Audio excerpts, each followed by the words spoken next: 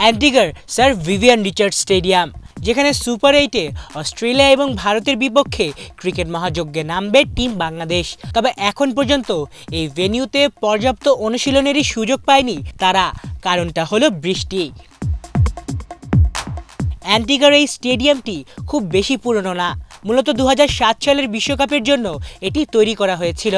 মাঠটির দর্শক ধারণ ক্ষমতাও খুব বেশি না, মোটে 10,000। তবে এই মাঠে ম্যাচ খেলার অভিজ্ঞতা আছে লাল সবুজের প্রতিনিধিদের। 2022 সালে ক্যারিবিয়ানদের বিপক্ষে একটি টেস্ট ম্যাচ এখানেই খেলেছিল তারা। এছাড়াও 2018 সালে এখানেই ওয়েস্ট ইন্ডিজের বিপক্ষে লাল বলের ক্রিকেট খেলেছিল বাংলাদেশ। যদিও এই মাঠে নিজেদের খেলার 2 টেস্টেই বড় হারের লজ্জা পেয়েছিল তারা। এমনকি এই মাঠে 2007 বিশ্বকাপের 2টি ম্যাচও খেলেছিল টাইগাররা, তাও অস্ট্রেলিয়া এবং নিউজিল্যান্ডের বিপক্ষে। সে যাই হোক, ক্রিকেট ভক্তদের মনে এখন একটাই প্রশ্ন, এই মাঠের উইকেট কেমন হবে?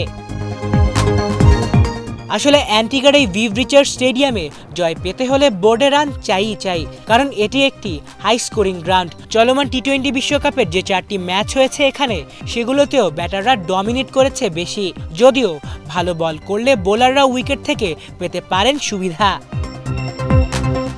এই মাঠেই হয়েছিল চলমান টি20 বিশ্বকাপের ইংল্যান্ড নামিবিয়ার ম্যাচ, যেই ম্যাচে 2 দলের ব্যাটারদের কাছ থেকে দেখা মিলেছিল মারকুটে ব্যাটিং।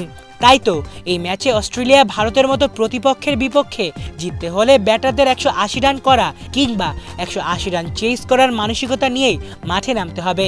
শুক্রবার বাংলাদেশ সময় ভোর 6টা 30 শুরু হবে সুপার ওভারের কাঙ্ক্ষিত এই ম্যাচটি। আলিফ চৌধুরী, বাংলা ভিশন।